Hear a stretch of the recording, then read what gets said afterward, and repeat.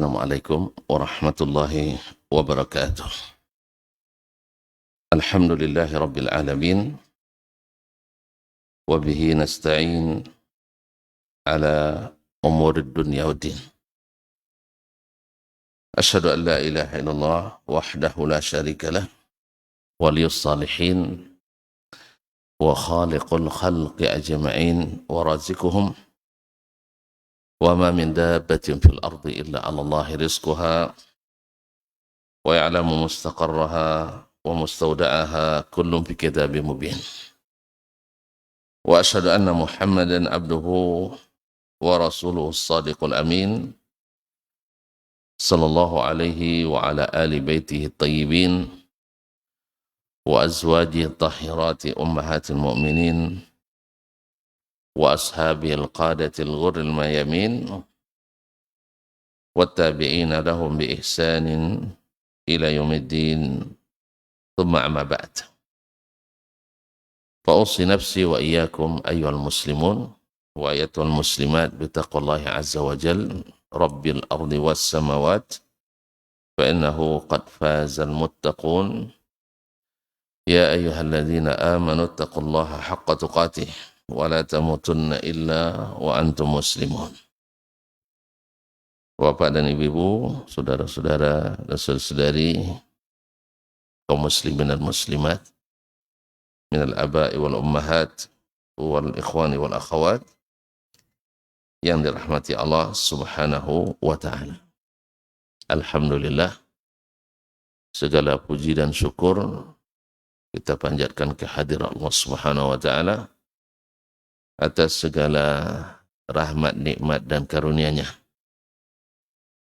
Subuh ini, pagi ini, kita kembali bisa menghirup udara segar dan bisa masih memiliki waktu dan kesempatan untuk mengumpulkan perbekalan. Alhamdulillahilladzi ahyana ba'da ma amatana wa ilaihin nusyur wa asbahna wa asmahal mulku lillah. Mudah-mudahan kehadiran kita di sini Allah terima sebagai tanda syukur kita kepadanya. Sehingga nikmat yang sudah diberi senantiasa dicurahkannya yang membuat kita selalu bersyukur kepadanya. Amin ya rabbal alamin. Mudah-mudahan salawat dan salam tak pernah berhenti kita ucapkan untuk menghiasi majelis ini. Sehingga dengan salawat dan salam itu mudah-mudahan di akhirat kita berhak dan diizinkan mendapatkan dari Nabi sallallahu alaihi wasallam syafaat. Bapak dan Ibu kaum muslimin dan muslimat yang dirahmati Allah, melanjutkan fiqhul adiyati wal azkar, di antara zikir-zikir yang atau doa yang dipanjatkan kepada Allah Subhanahu wa taala adalah ketika kita mengunjungi orang yang sakit. Subhanallah, kita sebagai manusia pasti mengalami keadaan-keadaan kita membutuhkan orang lain memberikan perhatian pada kita. Sehingga kita tidak merasa hidup sendiri. Dan sudah merupakan fitrah pula bahwa kita senang kalau diperhatikan. Senang kalau dikunjungi ketika sakit. Sahih, awalnya mengerang kesakitan, datang kawan, Masya Allah 2 jam seperti hilang sakit.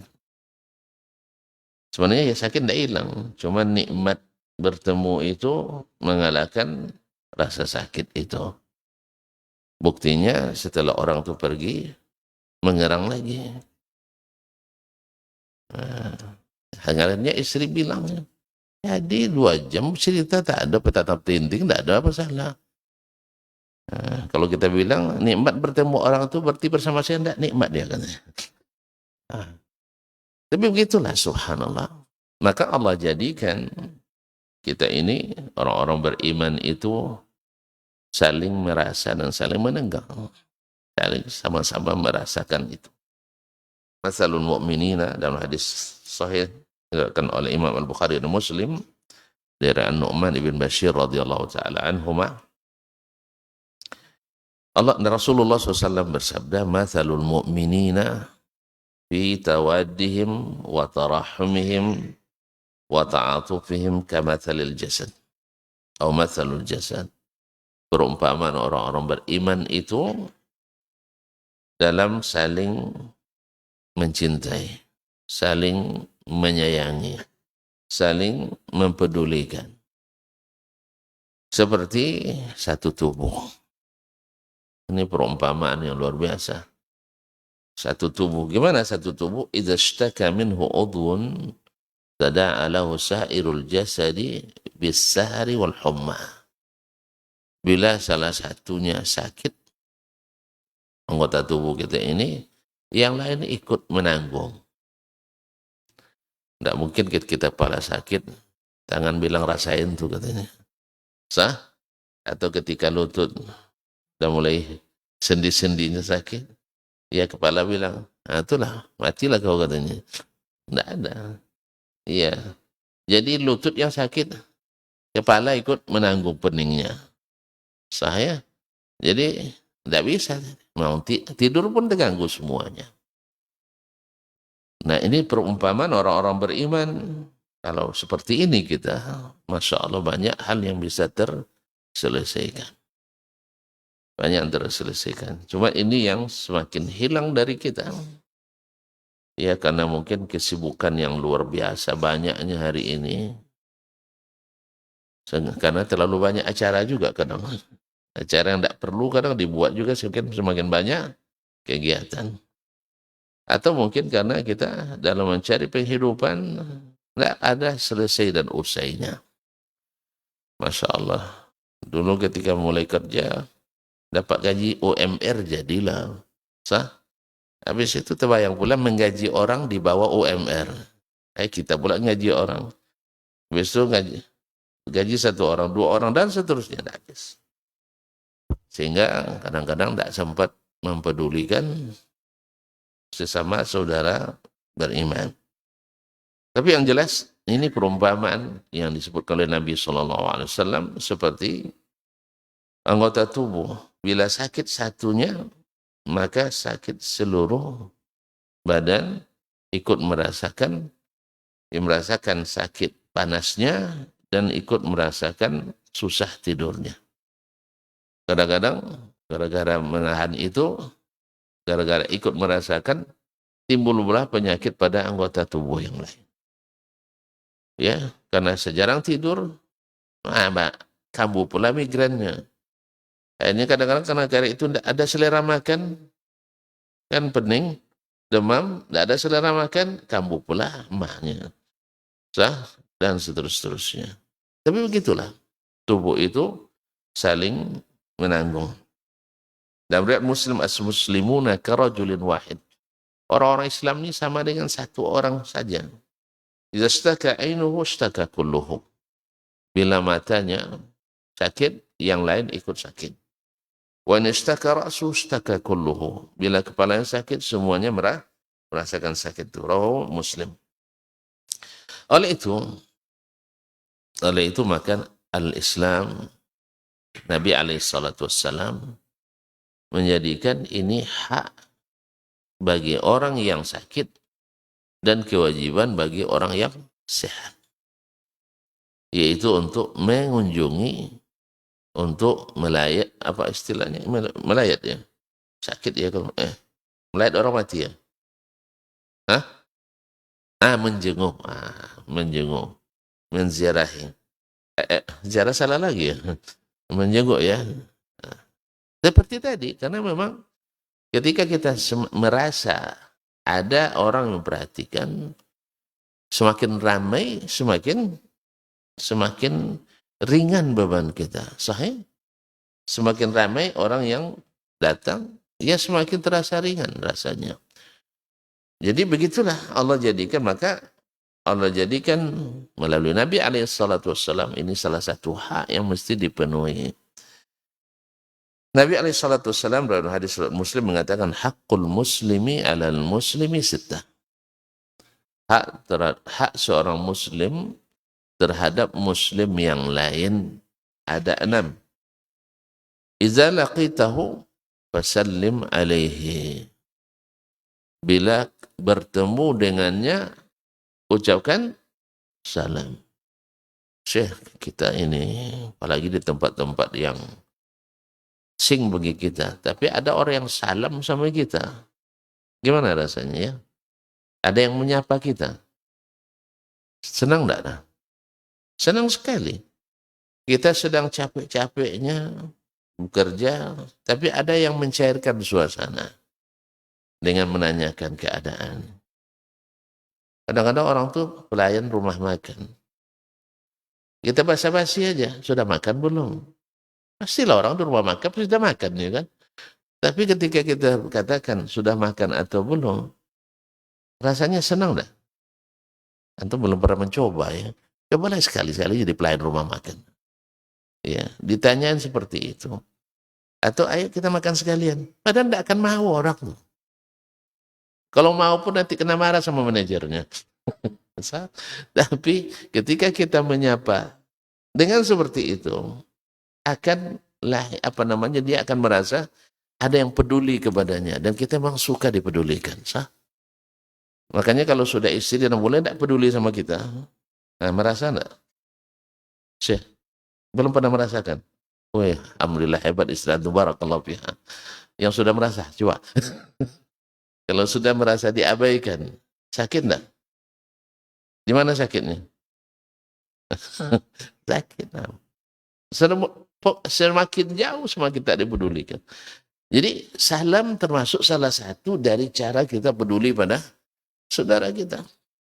Makanya Nabi SAW jadikan salam itu sebagai syarat untuk saling mencintai. Dan saling mencintai itu syarat sempurnanya iman. Dan sempurnanya iman syaratnya masuk surga dengan aman. Sah? Nah, makanya ketika bertemu, jangan bakhil. Salim ala man arafta wa man lam ta'rif. Ucapkan salam pada orang yang kau kenali ataupun tidak dikenali. Sebab akan datang masanya menjelang hari kiamat, orang tak ucapkan salam kecuali yang sudah kenal saja. Itu kenal pun kenal baik. Kalau kenal buruk, atau dapat isu yang tidak baik, ya, nah salam aja. Bahkan seperti kata Imam An-Nawawi rahimahullah, bila kita berada di tempat yang campur-campur, muslim non-muslim, tapi tidak pasti kita di situ orang non-muslim, ucapkan aja salam. Seandainya salah, tidak berdosa. Karena ucapkan salam pada orang non-muslim kan tidak boleh. Tapi kita tidak tahu dia non-muslim, maka ketika ucapkan, ya, kan sering kita ucapkan salam sama kadang pegawai, kadang ya di mana aja. Ketika dia tidak jawab salam kita 2 kali, ternyata bukan muslim ya, ya bukan Pak, ya tidak apa-apa, tidak dosa kita. Dosa kalau salah? Tidak kan? Kita kan tinggal di negeri yang mayoritasnya muslim, bentuknya sama juga kayak orang Islam. Lebih ramah pula kadang pada orang Islam lagi. Jadi kita ucapkan assalamualaikum. Pertama mungkin karena kita kira tidak dia dengar, ucapkan kedua kali. Rupanya bukan tidak dengar, dia bukan muslim. Insya Allah tidak berdosa. Tapi kalau sudah pasti dia non muslim, ayalah tidak usah kita ucapkan salam. Karena ini hak orang Islam. Sedangkan non muslim tidak punya hak. Makanya tidak ada perlunya antum mengucapkan salam-salam dalam persilahan. Ya sejak zaman Pak Soekarno dulu tidak ada salam sejahtera untuk kita semua dari muslim. Sah? Sampai Pak Soeharto 32 tahun, assalamualaikum juga salamnya kan? Iya. Salah saya? Enggak. Sampai beliau wafat pun saya tidak pernah mendengar beliau pidato dengan mengucapkan kecuali assalamualaikum. Assalamualaikum. Ya kenapa kita harus bawa pula? Kalau orang itu mengucapkan salam sejahtera, memang agamanya. Kalau orang itu bilang Om Santi, apa? Sambung-sambung. Atau ada yang mengucapkan Shalom, biarin aja karena dia dalam agamanya. Ini yang latahnya Muslim, latah pula mengucapkan salam orang lain. Padahal tahiyatu ummatis salam, kata Nabi. Umatku penghormatannya dengan mengucapkan salam. Gara-gara antum pejabat, antum berubah agama, itu apa? Jabat antum itu tidak guna. Tidak guna, di akhirat tidak ada gunanya. Ya. Jadi, entahlah, siapa mulai kemarin? Menzalimi, iya. Itu tidak boleh. Tapi kalau membenci orang yang berbuat dosa, wajib apa sunat? Wajib. Antum kalau di kampung orang curi ayam aja, antum benci apa enggak? Hah? Padanya curi ayam. Antum benci padanya. Kenapa benci? Buat pelanggaran, dosa. Sah? Orang melakukan judi, antum benci kepadanya karena merusak masyarakat. Sah? Narkoba, antum benci kepadanya. Padahal mereka ini selama tidak keluar dari agamanya, asal Islam, dia masih bisa masuk surga. Mana yang lebih besar? Dosa, syirik, kufur, nifak, daripada ini semua. Hah? Berarti mana yang lebih besar pelanggaran syirik daripada pelanggaran narkoba? Hah? Syirik. Makanya pelaku syirik harus lebih kita benci daripada pelaku narkoba. Narkoba kita benci, iya. Syirik harus lebih kita benci. Jelas ya? Jelas. Nah, cuman boleh enggak kita, seperti ada sebagian, ini enggak semangat sama kita, enggak usah bayar utang sama dia. Boleh enggak? Hah? Ada pula sebagian kita, apa enggak bayar utang ke Ustaz tu enggak semangat jawab ini. Apa pula? Enggak seagama pun hutang wajib dibayar. Kok dikempeskan biar mobilnya? Ini enggak sepengajian kita boleh? Enggak, oh. Itu enggak boleh. Makanya belajar agama dengan baik, nanti antum paham bahwa benci itu tidak artinya zalim. Posisi dia kita berikan, hak dia kita berikan. Tapi kalau agamanya tidak bisa, jangan. Ini agama adalah ruang terlarang. Ini lampu merah, garis merah, ini tidak boleh dilewati. Nasallallahu alaihi wasallam. Kemudian wa iza da'aka fa'ajibhu. Kalau dia mengundang, maka datang. Dan para ulama menyebutkan bahwasanya seperti yang dinukil oleh Imam An-Nawawi rahimahullah dan juga Ibnu Hajar, bahwasanya kewajiban muslim terhadap muslim yang lain adalah mengabulkan sewajib-wajib undangan adalah undangan walimah. Undangan walimah. Kan banyak majelis undangan. Ada undangan walimah, ada undangan perayaan, ada undangan peringatan, ada undangan apa lagi? Rapat, ada undangan wiridan, ada undangan tahlilan, ada yasinan dan sebagainya. Mana yang wajib? Mana yang wajib dikabulkan dan mana wajib pula ditinggalkan? Kan ada yang wajib ditinggalkan kadang. Nah, kalau undangannya penuh dengan kemungkaran, kemaksiatan, bahkan kesyirikan, maka kalau kita tidak bisa mengingkari, mungkin wajib kita tinggalkan. Nah, misalnya antum sebagai ustadz dapat undangan acara bakar tongkang misalnya. Nah, kan nanti tukang doanya ustadz, kan tidak pas. Acara syirik, tukang doanya ustadz. Sebagaimana juga sebagian hari ini, ketika ada peringatan, dia anggap sebagai peringatan Islam, PHBI. PHBI apa? Peringatan Hari Besar Islam, Masya Allah. Tukang doanya Romo. Itu Romo. Nah, ini bukan nama ini gelar keagamaan.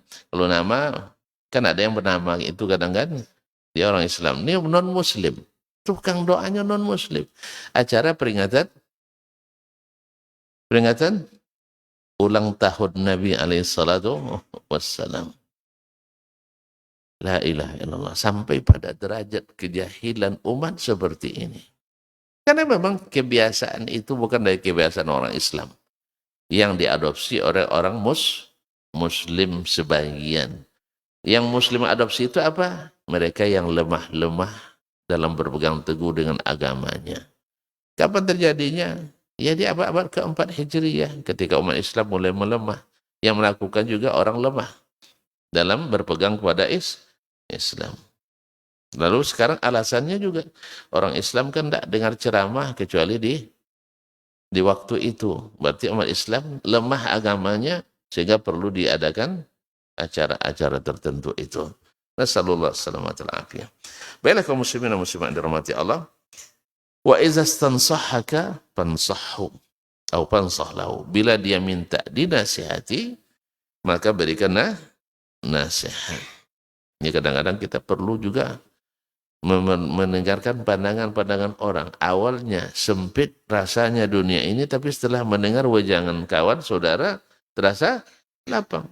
Sama juga ketika kita dalam suatu pekerjaan, lalu diberikan tugas, tengok programnya luar biasa sulitnya. Akhirnya perlu studi banding. Sah? Perlu studi banding. Ya, gubernur nak bikin suatu keputusan berat di sini, tapi rupanya setelah banding mudah rupanya. Makanya perlu ada masukan dari yang lain. Nah, wa iza atisa fahamidallaha fashammithu. Bila dia bersin, lalu dia mengucapkan alhamdulillah, maka jawab. Berarti menjawab orang bersin itu dengan yarhamukallah. Tapi syaratnya apa? Dia ucapkan alhamdulillah. Makanya rugi orang yang tidak memuji Allah ketika bersin. Dan sebagian segan pula mengucapkan alhamdulillah kecuali dalam hati. Kalau dalam hati siapa yang tahu suara hati? Hah? Jadi kalau berbicara itu harus dengan lisan. Ya, jangan antum terinspirasi dengan akidah yang menyesatkan. Bahwa Allah berbicara dengan bicara dalam hati. Tidak boleh bicara pakai huruf dan suara. Akhirnya antum, sudah saya ucapkan tadi. Ada sebagian, Syekh, kenapa tidak memuji Allah? Sudah, tidak ada kita dengar. Tidak ada kita dengar, gimana cara jawabnya? Jadi harus diperdengarkan. Kalau tidak, rugi antum tak dapat doa. Rugi tak dapat doa. Karena orang akan berdoakan ketika fahamidallaha alaihi. Lalu dia mengucapkan alhamdulillah. Kalau tidak diucapkan, apa yang mau dijawab? Makanya ucapkan alhamdulillah. Semakin ramai orang mendengar, semakin ramai yang menjawabnya. Semakin banyak menjawabnya, semakin banyak doa yang diharapkan dikabulkan untuk kita. Tahu maknanya? Yarhamukallah. Semoga Allah memberimu rahmat. Tentu tahu kalau kita tidak masuk surga kecuali dengan rahmat. Maka butuh kita. Makanya bersin itu harus disyukuri. Bersin itu syukuri. Kalau karena itu salah satu dari cara Allah untuk membuang atau mengusir hal-hal yang tidak bersahabat dengan tubuh kita yang masuk melalui hidung kita. Berarti ada sesuatu diserang oleh bersin itu. Tahu enggak tentang kecepatan bersin itu berapa kilometer per jam? Enggak pernah ngukur ya. Bersin sering tapi enggak tahu. Ya, menurut Profesor Harun Yahya, kecepatannya seperti kecepatan pesawat jumbo. 1.500 km per jam. Nah, untung bahannya bahan lunak seperti itu. Kalau enggak, ya bisa jadi pistol. Itu bahannya bahan lunak. Makanya ketika bersin mesti dihadapkan ke wajah kawan. Harus ditutup dengan tangan kita. Supaya jangan ada yang tewas di depan kita. Jadi harus, karena kencang. Jadi katanya 1.500 km per jam. Kalau sempat, ya bersin itu berjalan sampai jauh, maka kecepatannya seperti itu. Maka tidak boleh ditahan juga. Termasuk salah satu yang tidak boleh adalah menahan bersin. Bersin tidak boleh ditahan, tapi harus ditutup. Nah, harus ditutup. Karena menahannya itu bisa menyebabkan penyakit juga. Wallahu musta'an. Nah, ketika orang bersin, maka dia mengucapkan Alhamdulillah. Kenapa Alhamdulillah? Ini mengusir penyakit yang mau masuk melalui hidung kita. Maka dijawab oleh yang lain, yarhamukallah. Kemudian dijawab, yahdikumullah wa yuslihu balakum. Nah, semoga Allah memberikan kalian hidayah dan memperbaiki urusan kalian. Wa iza marida fa'udhu. Nah, di sini ketika dia sakit, maka jenguk, maka lihat, maka diziarahi. Wa iza mata fattabi'hu, dan bila mati maka ikuti, artinya melayatnya sampai ke pekuburan. Dan semua ini kaum muslimin dijadikan Allah hak dan kewajiban, tapi tidak kosong. Sebab Allah setiap menyuruh kita mesti memberikan sesuatu yang tak ternilai untuk kita. Sekali lagi saya katakan, Allah setiap menyuruh kita, tak ada satupun yang tidak diberikannya apresiasi, diberikannya gaji. Subhanallah. Dia yang gerakkan kita, dia berikan kita kuasa, dia yang memberikan kita sanggup, dia mengingatkan kita, tapi tetap diberikannya gaji besar. UMR. Hah? Gajinya tak terhitung. Jadi itu kaum muslimin dan muslimat dirahmati Allah, sampai-sampai Nabi SAW pada suatu hari dia bilang, man minkum tasaddaqal yawma bisadaqah. Siapa yang hari ini bersedekah? Abu Bakar bilang, ana. Man minkum al-yawma yusbihu sa'iman. Siapa yang hari ini berpuasa? Kata Abu Bakar, saya. Man minkum al-yawma ada maridan. Yang sudah kunjungi orang sakit. Abu Bakar bilang, saya. Masya Allah. Semuanya ana juga ya. Berarti Abu Bakar tidak sibuk ya. Hah? Tidak sibuk ya. Tapi dia jadikan itu bagian dari kesibukannya. Wa ma minkumul yawma tabi'a janazah. Siapa yang hari ini mengikuti jenazah? Katanya ana. Maka Nabi SAW, ma min ahadin ijtama'at fihi hadhil khisal illa dakhalal jannata min ayyi abwabiha sya'. Tidak ada orang yang terkumpul baginya semua yang disebutkan tadi, kecuali dipersilakan masuk dari pintu surga manapun. Subhanallah. Jadi bukan masalah remeh, bukan masalah kecil. Walaupun bagi kita itu sesuatu yang kecil, tapi di mata Allah SWT ada sesuatu yang berharga dan bernilai. Nah, dalam hal ini banyak sekali nas-nas yang datang yang menunjukkan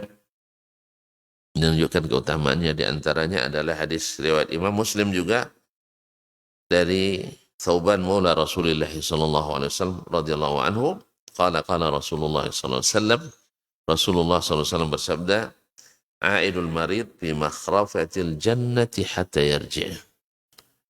Orang yang mengunjungi orang sakit berada di taman-taman surga sampai dia balik. Subhanallah. Ya. Karena memang mengunjungi orang sakit itu ada sedikit rasa berat. Apa sebab? Ya, orang kalau disuruh pergi pesta agak lumayan semangat, sah. Karena yang kita temui orang-orang bersih-bersih, wangi-wangi, sah. Wajah berseri-seri. Kemudian makanan sapu bersih. Masya Allah. Tapi kalau mengunjungi orang sakit, enggak. Yang akan kita hadapi orang yang bau. Orang yang tampilannya bikin sedih. Awak sedang gembira, tiba-tiba nengok dia datang. Sedih. Takut jangan-jangan penyakitnya menular pula. Sahih. Habis itu nengok dia hilang selera. Selera makan. Dengar dia tidak makan, kita pun hilang selera makan. Dan seterusnya. Dan seterusnya. Tapi apa balasan bagi Allah SWT? Yang seperti itu seperti masuk taman surga. Artinya apa? Antum sanggup menghadapi itu, maka Allah siapkan balasan yang menghilangkan semua itu. Bahkan tidak bisa dibandingkan. Tidak bisa dibandingkan. Coba bayangkan kaum muslimin dan muslimat dirahmati Allah SWT. Antum kalau Allah tawarkan jenguk orang sakit itu, nanti villa berapa ukuran tipenya? 36 ya? Masa ada villa 36? Hah? Hah? Villa tipe 450 misalnya. Pokoknya kamu silakan jenguk orang sakit sehari pagi sampai sore. Nanti pulang sore-sore, kunci villa saya serahkan sama kamu. Ada yang tidak mau ya? Ada yang tidak mau? Mak, tidak ada yang mau?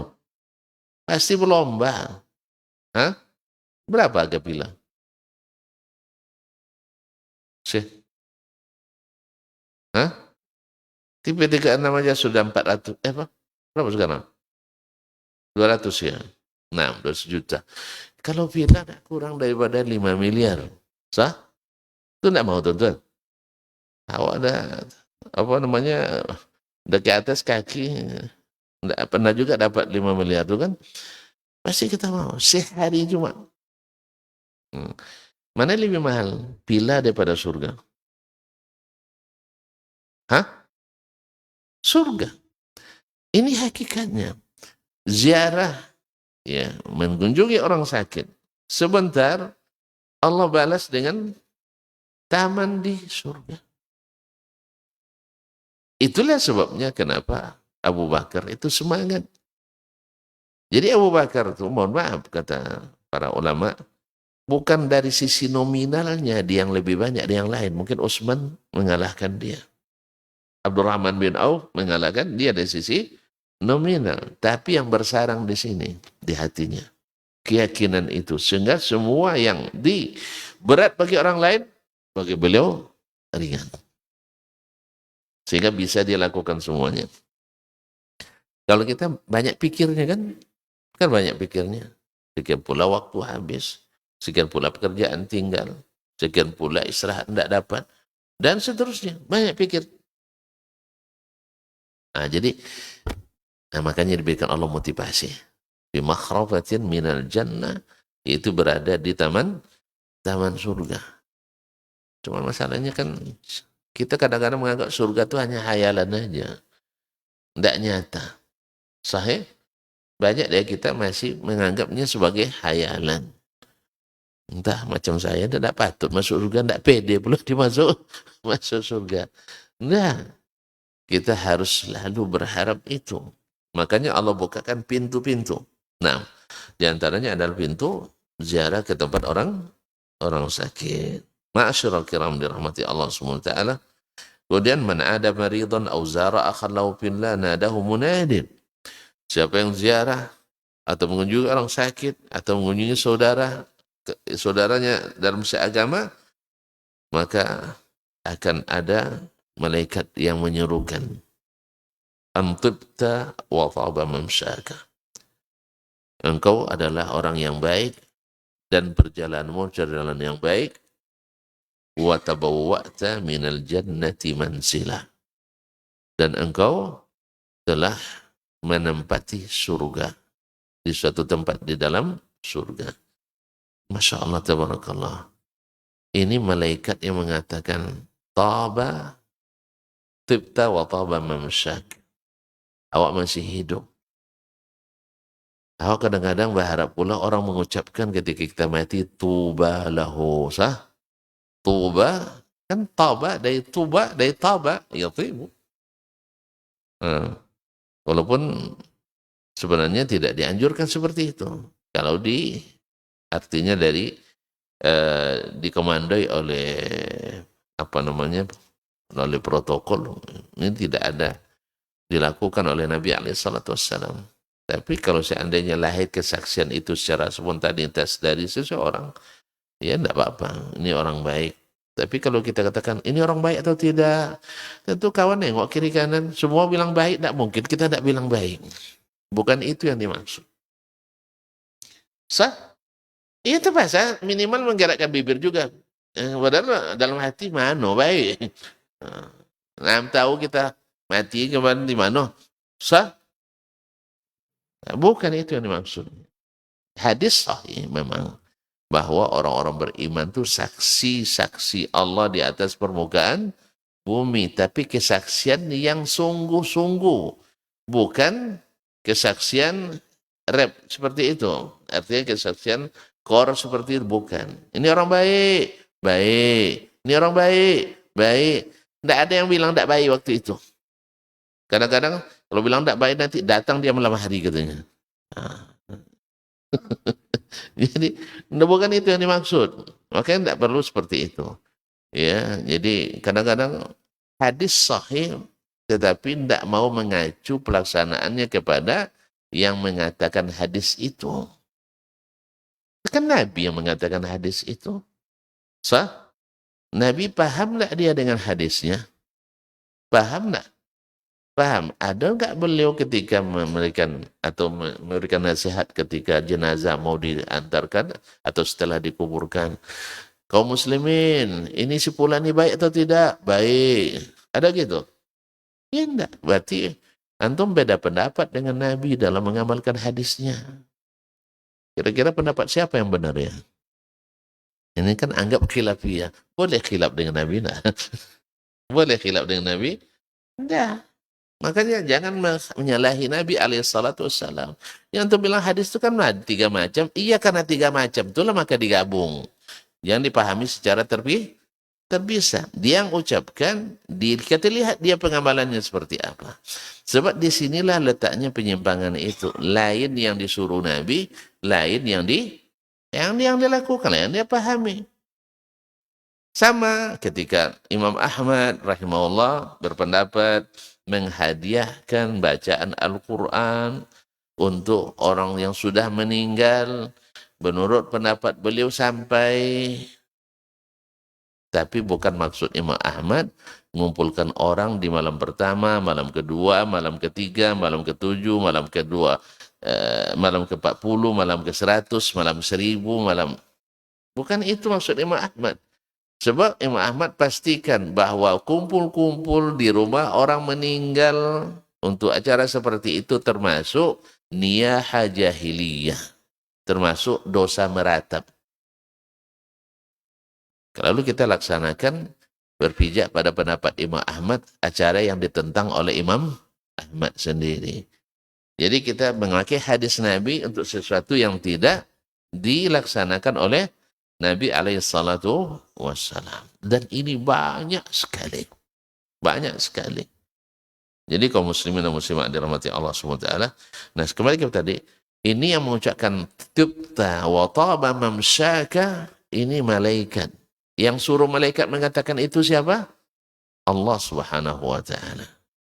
Maksudnya manusia aja yang menyaksikan dengan basa-basi tadi, luar biasa semangatnya kita. Ahli waris ketika dengar tuba lahu, semangat dia kan, Masya Allah orang-orang Islam mengucapkan tuba baginya. Padahal banyak di antaranya terpaksa ikut-ikutan karena tengok kiri kanan ikut semua nih. Nah, nanti saya pula dibilang jangan bilang ada dendam sama yang meninggal. Nah, jadi makanya kaum muslimin dan muslimat dirahmati Allah SWT, maksud dari Nabi alaihissalam mengatakan itu adalah memang kesaksian langsung dari orang per orang, bukan karena dikomandoi seperti itu. Wallahu ta'ala alam.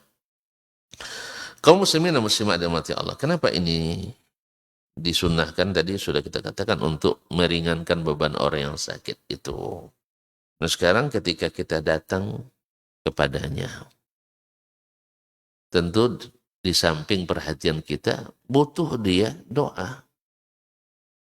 Ya, kita butuh doa ketika setiap kita dalam masalah. Selalu kita ingin orang mendoakan kita. Sahih? Padahal sebenarnya mohon maaf ya, orang sedang bermasalah itu, waktu itu doanya mustajab. Jadi ketika antum sedang dalam kesulitan, dalam himpitan hidup, doa antum itu mustajab sebenarnya. Tapi walaupun demikian, kita butuh juga doa orang Lain. Semangat kita. Allah katakan, amma yujibul muttarra idza da'ah. Tidak ada yang mengabulkan doa orang yang dalam kesempitan, dalam keadaan darurat, kecuali Allah. Berarti Allah janjikan orang yang dalam keadaan seperti itu, kalau berdoa kepadanya, dia kabulkan. Ikhwan, akhwat yang dirahmati Allah, bukan orang Islam saja. Bahkan orang kafir ketika berdoa dalam kesulitan, hanya kepadanya dikabulkannya. Sahih?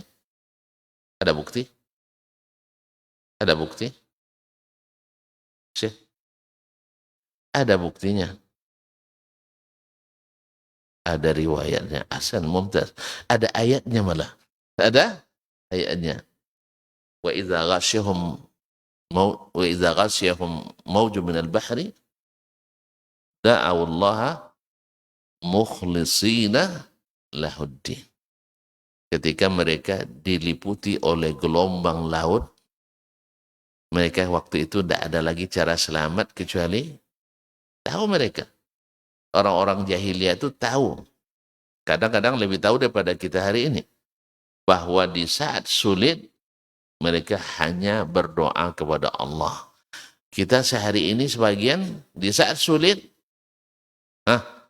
ingat guru. Ingat guru. Lebih mengandalkan guru daripada Allah Subhanahu wa taala. Ini mohon maaf nih. Ada nggak yang seperti itu? Ada. Justru di saat sulit dia buat syirik. Kalau orang jahiliyah musyrikin dulu enggak. Di saat sulit dia bilang enggak ada yang bisa. Ini patung-patung ini enggak ada yang bisa. Hanya Allah SWT. Mukhlishina lahuddin.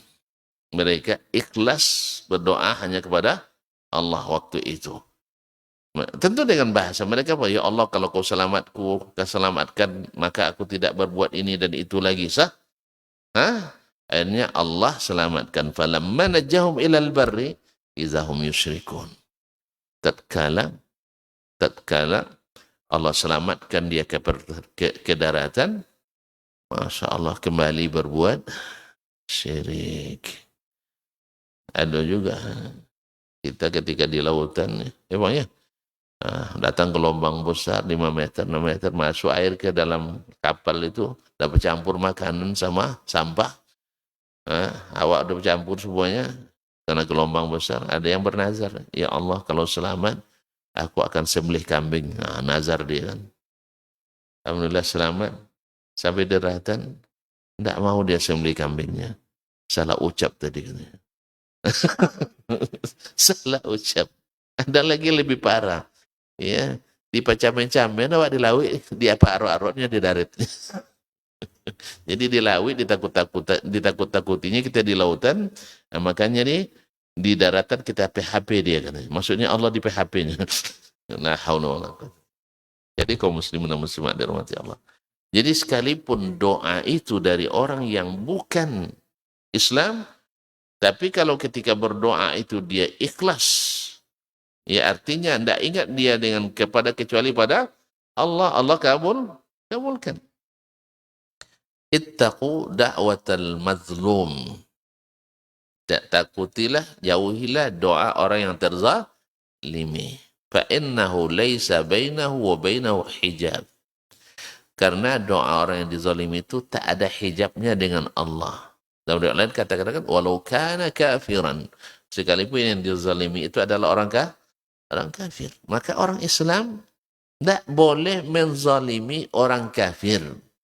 Sebagaimana dia tidak boleh mencintai orang kafir, juga tidak boleh menzalimi orang kafir. Sebagaimana dia wajib membantu ketika mereka butuh, demikian juga dia dalam memberikan itu tidak mesti mencintai. Sederhana saja Ustaz ya. Nampak ini kita tidak boleh mencintai, tapi kita bantu. Paham? Ya, nampak antum istri saya lah misalnya. Istri orang lah, jangan istri saya. Ia mengalami kecelakaan di jalan. Antum bantu enggak? Antum bantu? Bantu enggak? Ya Allah enggak mau bantu istri saya juga. Nah, tapi antum cinta ya? Ustaz, saya cinta sama istri Ustaz, maka saya bantu. Kira-kira apa? Tidak mungkin saya cintai. Ini cinta terlarang ini. Makanya kenapa tidak dicinta, boleh dicintai? Karena istri saya, tidak boleh antum cintai. Saya.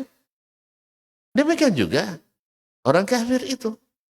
Orang kafir itu tidak boleh dicintai karena dia memusuhi Allah Subhanahu wa ta'ala. Masa musuh Allah kita cintai? Tapi boleh tidak dibantu? Boleh tidak dibantu? Ya. Kadang wajib. Membantunya berpahala atau tidak? Berpahala. Makanya kalau ada orang misalnya non-muslim, ya, minta sedekah ke antum, boleh tidak diberi? Hah? Boleh. Apalagi kalau dia bilang sudah 3 pekan tidak makan Pak katanya. Wajib untuk beri. Karena fi kulli kabidin ratbin sadaqah. Jadi harus dibedakan antara cinta dengan memberikan hak, membenci dengan menzalimi. Menzalimi haram, tidak boleh. Tapi mencintai juga tidak dibenarkan. Karena cinta itu cinta terlarang. Allah tak mengizinkan itu. Jelas? La tajidu qauman yu'minuna billahi wal yawmil akhir yuwadduna man haddallaha rasulah. Tidak mungkin orang yang beriman pada Allah di akhirat mencintai orang-orang yang memusuhi Allah dan Rasulnya. Tidak mungkin. Kalau dia mencintai, berarti dia tidak cinta pada Allah SWT. Jelas? Jelas ya? Jadi orang kadang tidak paham. Sebagian tidak paham, walaupun orang-orang besar. Tapi tidak putus kaji ini badannya. Kenapa? Dia tidak belajar agamanya dengan benar. Dia tidak belajar kecuali dari pikiran dan perasaan. Tapi kalau belajar daripada Al-Quran Sunnah, kita paham bahwa cinta itu atas izin Allah SWT. Sedangkan benci juga atas izinnya. Dan tidak selamanya cinta selalu menggembirakan. Kadang diuji. Sah? Ibrahim dicintai Allah. Tidak ada yang lebih dicintai Allah pada masa itu kecuali Ibrahim. Disebut Khalilullah. Tapi disuruh nyembeli anak. Musibah tak? Hah? Antum. Kalau antum benar cinta sama saya, serahkan seluruh hartamu. Mau tak? Berarti tidak cinta. Iya. Jadi cinta itu tidak selamanya menyenangkan. Tapi kalau antum sikapi dengan tulus dan ikhlas, antum tidak akan merasa disusahkan. Sahih? Antum keluar malam-malam hari, hujan pula. Ya, istri ngidam, makan mangga muda. Ya, tumbuhnya di depan rumah janda. Jam 2 malam, hujan pula. Nah, gimana kira-kira? Berat enggak? Jam 2 malam hujan. Nak minta izin ketuk pintunya. Berbahaya. Nampak sama orang. Orang pasti curiga. Hujan-hujan jam 2 malam. Ketuk pintu rumah janda. Berat enggak? Kalau diambil tanpa izin. Nanti diteriakin maling. Bahaya juga. Tapi antum siap enggak melakukannya apapun risiko? Siap. Karena cinta. Menyenangkan enggak? Menyenangkan enggak? Enggak. Sama kita mencintai agama ini, kadang-kadang harus berkorban nyawa. Sahih? Tapi karena cinta, kita lakukan. Kita harap cinta ini berbalas kebaikan. Sebab ketika kita tidak laksanakan ngidamnya tadi, jangan-jangan berpengaruh pada sang jamang bayi kita. Nanti buruk peranginya. Karena tidak kesampaian keinginan ibunya. Nasallallahu salamatu alafiyah. Atau terjadi keguguran. Menyesal kita. Makanya cinta tidak selamanya hal-hal yang indah-indah. Kadang diuji dengan hal yang bikin kita susah.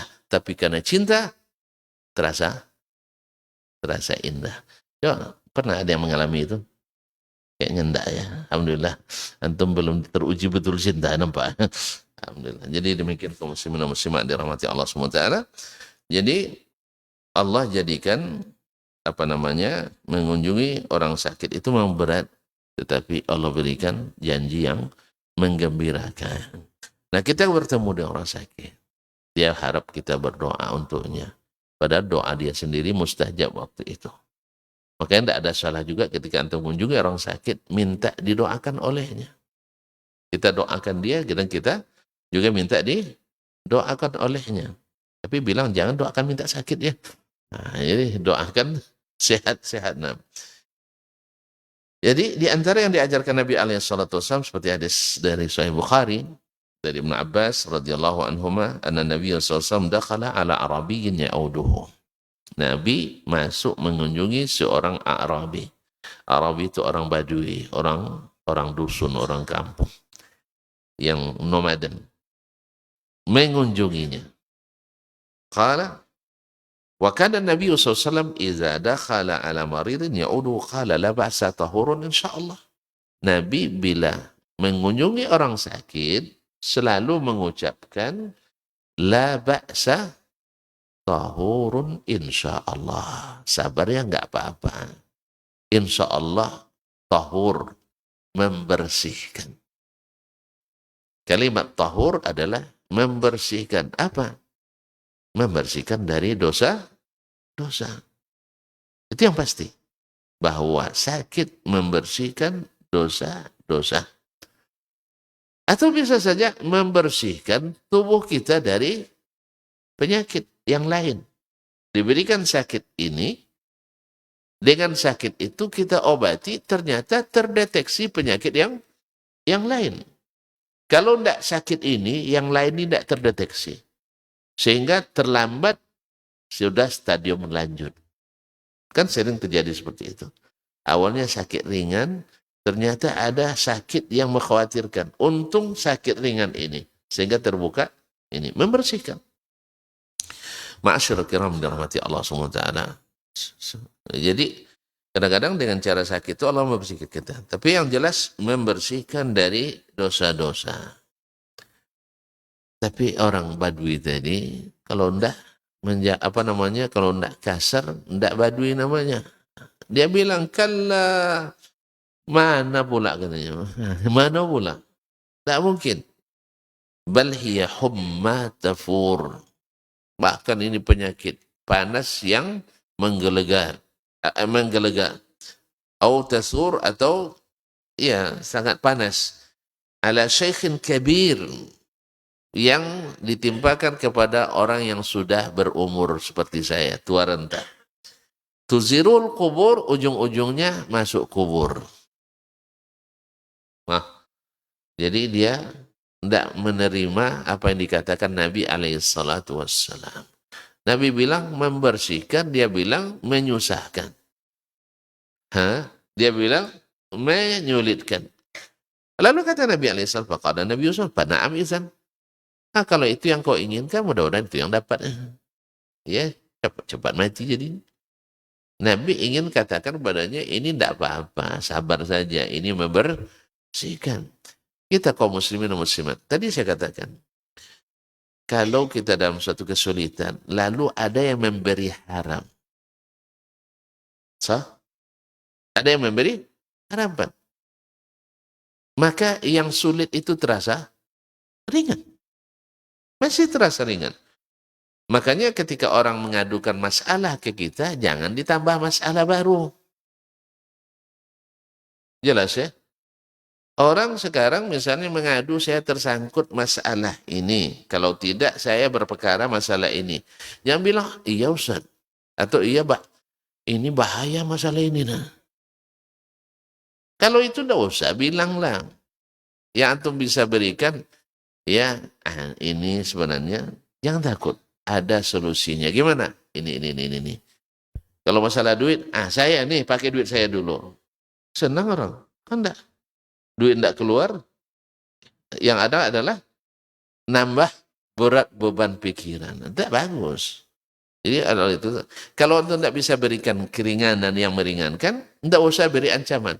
Sama ketika kita sakit, dikunjungi orang. Lalu dia bilang, nih apa sakit? Oh, saya sakit ini kan. Iya Ustaz, ini sudah 5 orang mati barusan. Kalau kita tidak usah menambah beban orang. Tahu orang bahwa ini sakit itu Kalau tidak sehat ujung-ujungnya mati. Tahu orang, tidak perlu disebutkan itu. Sah? Nah, sama seperti saya bilang tadi, saya tersangkut utang Pak. Kalau saya tidak bayar, saya di penjara. Iya Ustaz, dan 5 orang gara-gara kasus seperti ini, ancamannya luar biasa 15 tahun katanya. Orang datang untuk menghilangkan masalah itu tambah rumit jadinya. Tapi kalau antum berikan, yang takut Ustaz. Ini sebenarnya masalahnya sedikit saja. Ini masalahnya sedikit, masalah administrasi. Perbaiki ini, lakukan ini. Jadi menenangkan. Bukan tambah masalah. Sebulan dulu masuk penjara 5 tahun gara-gara itu. Ustaz. Ini jelas. Dan juga rumah tangga seperti itu. Kalau dia ngadu masalah rumah tangga, walaupun rumah tangga tidak boleh ngadu sama orang sebenarnya.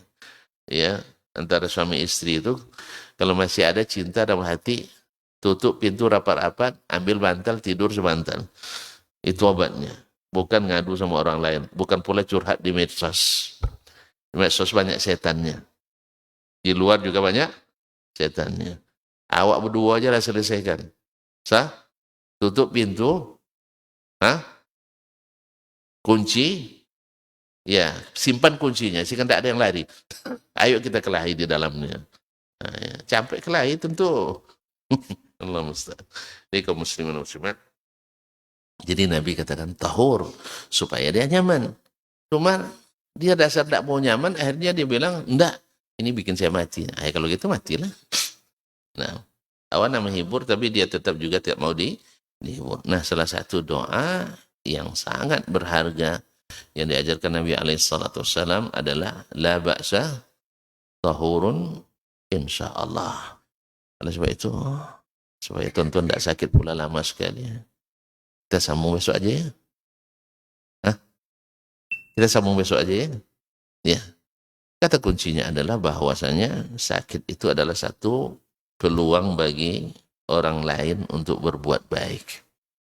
Dan juga peluang juga bagi yang sakit untuk menjadi lebih baik. Karena la ba'sa tahurun insyaallah. Yang ketiga bahwa mengunjungi orang sakit memiliki keutamaan yang besar di sisi Allah Subhanahu wa taala. Berat tetapi harapan yang diberikan sangat meringankan dan menggembirakan. Dan bahwasanya kedatangan orang-orang sehat mengunjungi orang sakit menambah ringan beban yang dirasakannya. Dan mendoakannya juga memberikan harapan besar kepadanya. Wallahu ta'ala alam. Wassallallahu ala nabiyyina Muhammadin wasallam. Saya cukup sampai di sini. Mudah-mudahan bermanfaat. Wabillahi taufiq wal hidayah. Wassalamualaikum warahmatullahi wabarakatuh.